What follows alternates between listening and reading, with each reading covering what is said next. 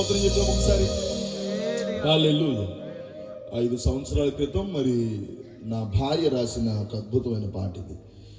ఈ పాట వలన నేను అనేక రాష్ట్రాలకు కూడా వెళ్ళడానికి ప్రభు సహాయం చేశారు. ఇది మీకు యూట్యూబ్లో కూడా అందుబాటులో ఉంటుంది. నీవు లేని జీవితం శూన్యమే కదా అనేటువంటి పాట. సమస్త మహిమ దేవునికి మాత్రమే కలుగును గాక. ఆమేన్ చెప్దాం గట్టిగా. ఆమేన్. మంచిది. ఈ రాత్రికాల సమయంలో వాక్యం వినడానికి ఎంతమంది సిద్ధంగా ఉన్నారు? కేవలం సాక్ష్యం వినడానికి ఎంతమంది సిద్ధంగా ఉన్నారు? నాకు సాక్ష్యం ఒక్కటి సరిపోతాయా, మరి చాలా అయిపోయింది కదా అనుకున్న వాళ్ళు ఒకసారి చేతులు ఎత్తుతారా? మీరు జాగ్రత్తగా చూసుకోండి, నేను వదిలిపెట్టను. మరి వాక్యం కావాలి, సాక్ష్యం కావాలి అన్నోళ్ళు చేతులు ఎత్తండి. సరే, మంచిది. ఎక్కువసేపు నేను మిమ్మల్ని ఇబ్బంది ఏం పెట్టను, కానీ కొద్దిసేపు దేవుని వాక్యాన్ని విని ఆ తర్వాత నా సాక్ష్యాన్ని మీకు చెప్తాను. నేను మా జన్మస్థలం ముష్టికుంట్ల, ఖమ్మం జిల్లా ముష్టికుంట్ల అనే ప్రాంతం మాది. మా నాన్నగారు ప్రేమ్ కుమార్ గారు, మా అమ్మగారి పేరు లేయమ్మ. గత 38 సంవత్సరాలుగా మా తల్లిదండ్రులు దేవుని పరిచర్యలో ఉన్నారు. మేము 3 కుమారులు. మా తల్లిదండ్రులకి దేవుని మహాకృపను బట్టి, మా తల్లిదండ్రుల యొక్క ప్రార్థనలను బట్టి దేవుడు మా 3 జ్ఞాపకం చేసుకొని, మా 3 ప్రభు ప్రత్యేకపరుచుకొని, దేవుని కృపను బట్టి, మరలా చెప్తున్నాను, దేవుని కృప, మా తల్లిదండ్రుల ప్రార్థన వలన 3 కూడా దేవుని పరిచర్యలో ఉండడానికి ప్రభు సహాయం చేశారు. ఆమేన్. మరి మా పెద్దన్నయ్య పాస్టర్ ప్రవీణ్ గారు, దేవుడు అన్నయ్యను ఉదయను ప్రేమించి 4 సంతానాన్ని, 4 మగబిడ్డలను ఇచ్చాడు ప్రభు. ఆ తర్వాత మా 2వ అన్నయ్య పాస్టర్ దినకరణ్ గారు, దైవజనులు ప్రసన్న కుమార్ గారికి బాగా తెలుసు. వారిరువురిని ప్రభు ప్రేమించి 2 మగబిడ్డలను దేవుడు సంతానంగా ఇచ్చాడు. మాదంతా బాయ్స్ హాస్టలే, మీరు లెక్క పెట్టుకుందామన్న అమ్మాయిలు దొరకరు. మరి దేవుడు నన్ను, నా భార్యను ప్రేమించి మాకు 2 కుమారుల్ని ప్రభు అనుగ్రహించాడు. ఇది మా కుటుంబం యొక్క వివరణ. మరి దేవుని మహాకృపను బట్టి, దేవుని దర్శనం చేత గత కొన్ని సంవత్సరాలుగా హైదరాబాద్ దిల్షుక్ నగర్ ప్రాంతంలో దేవుని పరిచర్య నేను చేస్తూ ఉన్నాను. దేవుడు అద్భుతంగా పరిచర్యను జరిగిస్తూ అనేక ప్రాంతాల్లో వాడుకుంటూ, దేవుని మహాకృపను బట్టి నా భార్య, 2 బిడ్డలు దేవుని పరిచర్యలో నిమగ్నం అవ్వడానికి ప్రభు సహాయం చేశారు. మరి కొన్ని పరిస్థితుల కారణంగా నా భార్యని, నా 2 కుమారుల్ని ప్రభు పిలుచుకున్నారు. వారు దేవుని రాజ్యంలో ఉన్నారు. నేను ఆ సంగతి అంతా కూడా మీకు పూర్తిగా వివరణ చేస్తాను. మరి ఇలా దేవుని కృపను బట్టి మాత్రమే ధైర్యంగా మీ ఎదుట నిలబడడానికి ప్రభు సహాయం చేశారు. ఈరోజు ఇలా నిలబడ్డానంటే ఇది దేవుని కృప మాత్రమే. ఆమేన్. కొన్ని పరిస్థితులుగా నేను ప్రయాణం చేస్తున్నాను. నా ఆరోగ్య పరిస్థితి ఒక 10 నిమిషాలు బాగుంటే, ఒక 10 నిమిషాలు ఇంకొక పర్సన్ నడిపించాలి. నాకున్నటువంటి ఆరోగ్య పరిస్థితిని బట్టి నేనేమైనా ఇబ్బంది పడుతూ ఉన్నప్పుడు మీరేమి ఇబ్బంది పడకండి. ఒకవేళ కూర్చుంటే, ఆ స్థితి ఇంతవరకు రాలేదు, ఒకవేళ అలాంటిది ఏదైనా జరిగితే కూడా మీరు ఇబ్బంది పడకండి అనే విషయాన్ని నేను ముందుగా మీకు తెలియజేస్తున్నాను. దేవునికి స్తోత్రం కలుగును గాక. మంచోళ్ళందరూ స్తోత్రం చెప్తాం. మిగతా వాళ్ళు చెప్పలేదు, మంచోళ్ళు కాదని నేను అనలేదండి. రైట్, మంచిది. అందరూ స్తోత్రం చెప్తాం. హల్లెలూయా.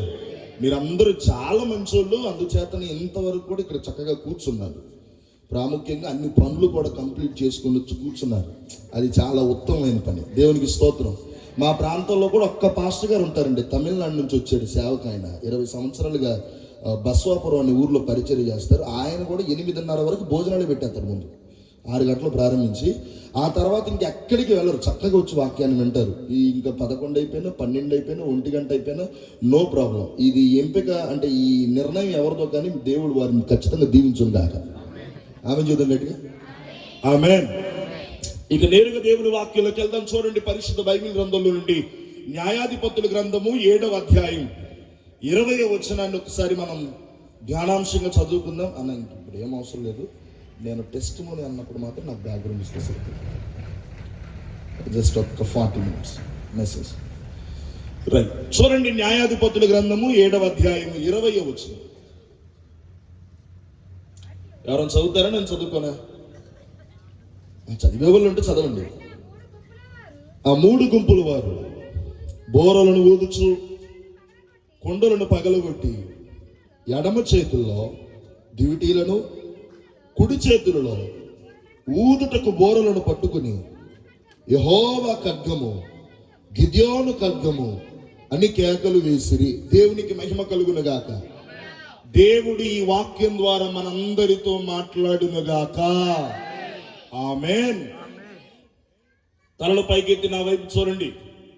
కొద్దిసేపు దేవుని వాక్యాన్ని శ్రద్ధగా వినండి. ఎవరు అటు ఇటు తిరగకండి దయచేసి.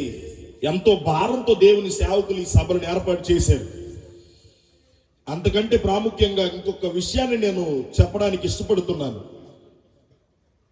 ఎంత అద్భుతమైనటువంటి పరిచర్యలో నేను పాలు పొందడానికి ప్రభు భాగ్యం ఇచ్చాడు. అదేంటి ఆ భాగ్యం?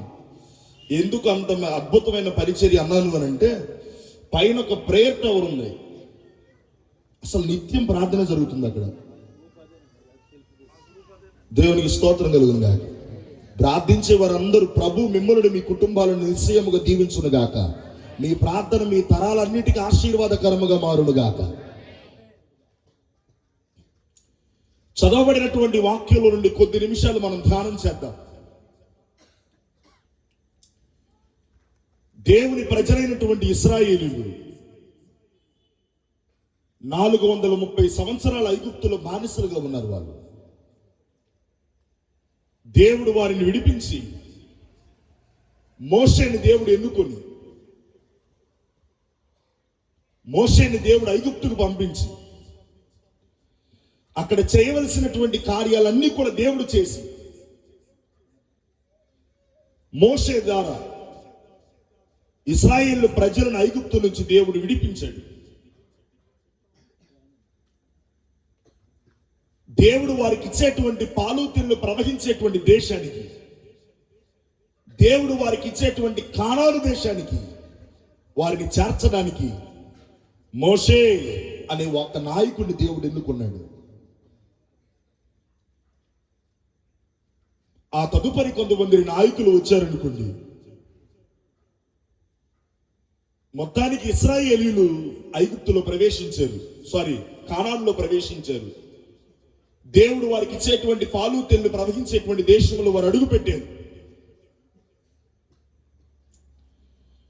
జరిగినటువంటి విషయం ఏంటి అనంటే, దేవుని బిడలైనటువంటి ఇశ్రాయేలీయులు ఆ పాలు తేనెలు ప్రవహించేటువంటి దేశంలో అడుగు పెట్టిన తర్వాత దేవుణ్ణి మరిచిపోయారు. దేవుని కార్యాలను మరిచిపోయారు. దేవుని ఉద్దేశాలను మర్చిపోయారు.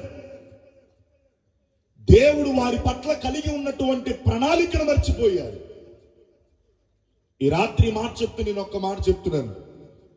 ఇక్కడ కూర్చున్నటువంటి మీ అందరి పట్ల దేవునికి ఒక ప్రణాళిక ఉంది. చెప్పండి గట్టిగా ఆమేన్. దేవుని ఉద్దేశాలను మర్చిపోయారు. ఓ భయంకరమైనటువంటి పాపంలోనికి వెళ్ళిపోయారు. ఆ సమయంలో దేవుని ప్రజలైన ఇశ్రాయేలీయులు పొలానికి వెళ్తున్నారట. చక్కగా సేద్యం చేసుకుంటున్నారు, చక్కగా పంట వేసుకుంటున్నారు. ధాన్యం వారి చేతికి వచ్చేటువంటి సమయానికి ఒక దిక్కు నుండి మిద్యానీలు వచ్చారంట. ఆ మిద్యానీలు ఒంటెలు వేసుకొని వస్తున్నారంట. వీరి చేతికి వచ్చినటువంటి ధాన్యాన్ని అంతటిని కూడా దోచుకొని వెళ్ళిపోతున్నారంట. ఇలా జరుగుతూ ఉంది. దేవుని ప్రజలైన ఇశ్రాయేలీయులేమో కష్టపడడం, వాళ్ళేమో చెమటోడ్చటం, వారేమో పంటల గురించి ప్రయాసపడటం, మిద్యానీయులేమో ఒంటెలు వేసుకొని రావడం, వీరి దగ్గర ఉన్నటువంటి వీరి చేతికి వచ్చిన పంట అంతటిని దోచుకొని వెళ్ళిపోవడం. ఇలా జరుగుతూ ఉన్న క్రమంలో అప్పుడు గుర్తొచ్చాడు వీరికి దేవుడు. ఎందుకు ఇలా జరుగుతోంది? కష్టపడేది మనం, చెమటోడ్చేది మనం, ప్రయాసపడేది మనం, పంట వేసుకునేది మనం, దానికి కావలసినటువంటిది ప్రతిదీ అందించుకునేది మనం. చివరికి భుజించే సమయానికి వచ్చేసరికి ఎత్తుకుని పోతున్నారు. దీనికి కారణం మనమే.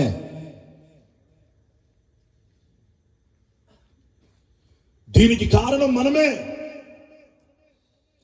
దేవుని మార్గంలో నుంచి తప్పిపోయాం, దేవుని ఉద్దేశంలో నుంచి తప్పిపోయాం, దేవుని ప్రణాళికలో నుంచి తప్పిపోయాం, దేవునికి దూరం అయిపోయాం, దేవుని కార్యాలు మర్చిపోయాం, దేవుని యొక్క దేవుడు చేసినటువంటి ఆ అద్భుతాలను మర్చిపోయాం. ఒక మాట చెప్పాలంటే దేవుణ్ణి మర్చిపోయాం. రండి దేవునికి ప్రార్థన చేద్దాం.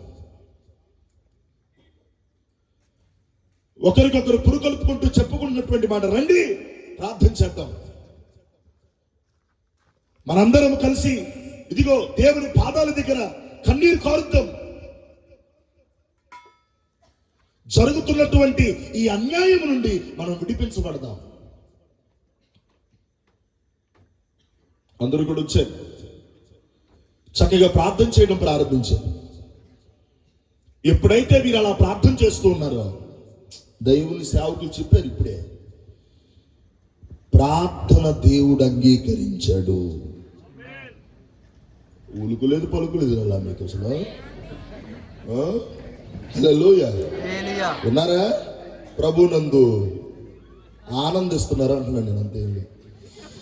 స్తోత్రం చెప్పండి ఒకసారి. హల్లెలూయా, హల్లెలూయా. ఏమైంది? ఎక్కడ దాకా వచ్చాం? ఎవరి ప్రార్థన? ఇశ్రాయేలీయులు. ఇక నేను పాపాన్ని గురించి ఎక్కువ చెప్పదలుచుకోలేదు, ఎందుకంటే అసలు అందాల్సినటువంటి సబ్జెక్ట్ అంతా అందేసింది.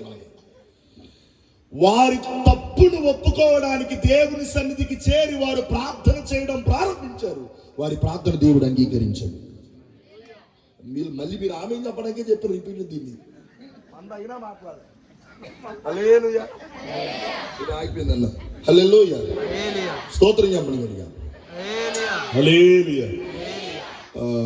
మా తెలంగాణలో సారీ మళ్ళీ మా అంటే మళ్ళీ నాకేమైనా ఇబ్బంది అయితే సరే ఏం కాదులేండి.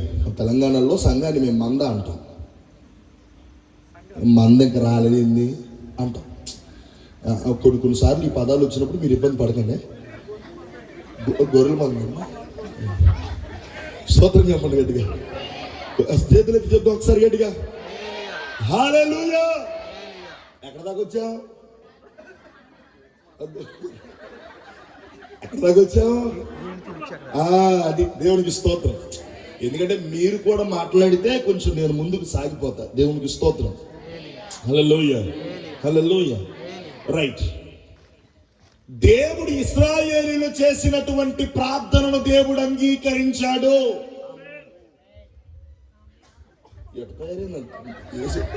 అయిపోయింది, మంచిగా వేసొచ్చారుగా, నోట్లోంచి మాట రావట్లే. మళ్ళీ చెప్పండి. ఇశ్రాయేలీయులు చేసినటువంటి ప్రార్థనను దేవుడు అంగీకరించాడు. ఇది కరెక్ట్ లెక్క.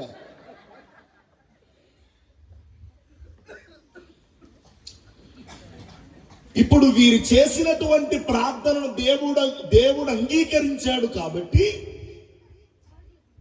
మిద్యానీయులు ఒంటెలు వేసుకొని రావడం, వీరి దగ్గర ఉన్నటువంటి ధాన్యాన్ని ఎత్తుకొని పోయేటప్పుడు వీరిని రక్షించాలంటే ఇప్పుడు దేవుడికి ఒక మనిషి కావాలి, ఓ వ్యక్తి కావాలి. ఓ మాటలో చెప్పాలంటే ఇశ్రాయేలీయులను మిద్యానీయుల చేతిలో నుంచి విడిపించడానికి ఒక వ్యక్తి కావాలి. ఏ వాళ్ళు నువ్వు ఒక్కదాన్ని చెప్పి అయిపోయాడు సభ. హల్లెలూయా. ఏం చేస్తావు? నీకుంద ఆరాటం మరి వీళ్ళకి లేదు, నీకుంద ఉద్యోగం వీళ్ళకి లేదు. నీకు నాకుంటే సరిపు సభ నడవదు కదా, మొత్తానికి ఉండాలి. మరి దేవునికి స్తోత్రం కలుగును కాదు. సరే నువ్వన్నా చెప్పావు, దేవుడు నిన్ను దీవించును కాదు. మరి వీళ్ళు ఆమెను అన్నారులే. ఓకే. హల్లెలూయా, హల్లెలూయా.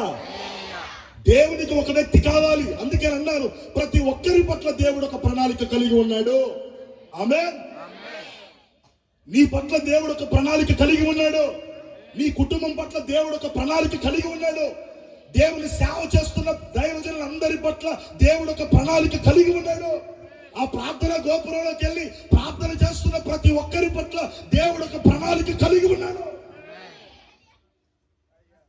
హల్లెలూయా. మిద్యానీయుల చేతిలో నుండి ఇశ్రాయేలును విడిపించడానికి దేవుడికి ఒక వ్యక్తి కావాలి.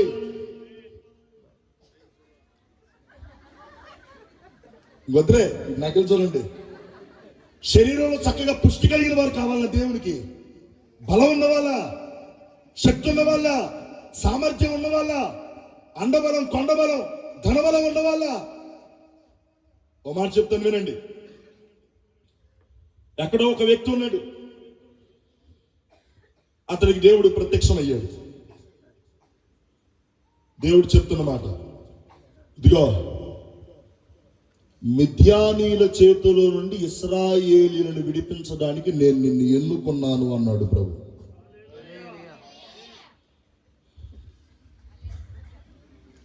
హల్లెలూయా. నాకు ఒకసారి ఆపుతాను, నువ్వు లైవ్ ఇస్తున్నానా? నీకు వందనాలు చెప్పలేదన్నా, వందనాలు.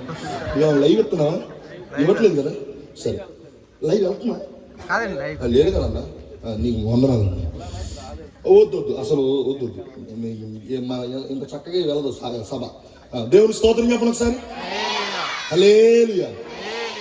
చూసారా, ఈ మధ్యలో ఏదో చెప్దాం గట్టిగానే వేద్దాం అనుకోండి, కానీ ఇంక కావాలా. సరే వినండి జాగ్రత్తగా. నేనేం చెప్పదలుచుకున్నానంటే, నాకు కొంచెం ఆరోగ్యం బాగాలేదు, అర్థమవుతుందా? ఇప్పుడు మీకు ఉలుకు లేదు, పలుకులు లేదు, మళ్ళీ నాకు పక్షవాతం మళ్ళీ వచ్చేటట్టు నాకు ఇది ఒక భయం అవుతుంది. హల్లెలూయా. అర్థమవుతుందా? కొంచెం మీరు హుషారుగా ఉండండి. నిద్ర ఏమన్నా వస్తుందా? నాకు అభ్యంతరం, నిలబడైనా వాక్యం చెప్తా. ఇప్పుడు నేను నిలబడదు, మీరు నిలబడకూడదా? నిద్ర వచ్చిన వాళ్ళు నిలబడండి, నిలబడి వినండి వాక్యం. నాకు ఎట్టకేలక వాక్యం మీరు వినాలంతే. నిలబడి అంటారా, కూర్చొని అంటారా, పండుకొని మాత్రం అన్నాం. హల్లెలూయా. ఇక పండుకొని ఏముంది, ఇంటం ఏమి లేదు, యేసు రక్తమే ఇంకంతే, అంతకు మించి ఇంకేమి లేదు. స్తోత్రం చెప్పండి ఒకసారి గట్టిగా. హల్లెలూయా. ఈ వ్యక్తితో దేవుడు చెప్తున్నాడు, ఇశ్రాయేలీయులను మిద్యానీయుల చేతిలో నుంచి విడిపించడానికి నేను నిన్ను ఎన్నుకున్నాను అన్నాడు. ఆమేన్. ఒక్క బ్రదర్ రండి నాకు స్టేజ్ మీదకి ప్లీజ్. ఒక్క బ్రదర్ మీరు ఉంటారా? ముగింపు ఉంటారా? ప్లీజ్. మీరు నవ్వకూడదు, నాకు ఆయన కొంచెం చిన్న ప్రాబ్లం చెప్పారు, అందువల్ల నేను మీరు పేరు ఏదో ఉంది నాకు పొద్దున్న స్టాన్లీ అన్న పేరు బలి ఉందన్న ఫ్రెండ్. ఒకసారి దేవుడు మిమ్మల్ని మీ పరిచయను దీవించి ఆశీర్వదించునుగా. ఈ పూటకు నా ప్రసంగానికి మీరే ఉదాహరణ అన్న. ఇది అంత అద్భుతమైన విషయం. అది స్తోత్రం చెప్పండి గట్టిగా. హల్లెలూయా. దేవుడు ఈ వ్యక్తితో మాట్లాడుతున్నటువంటి మాట, ఇతగాడి పేరు గిద్యోన్.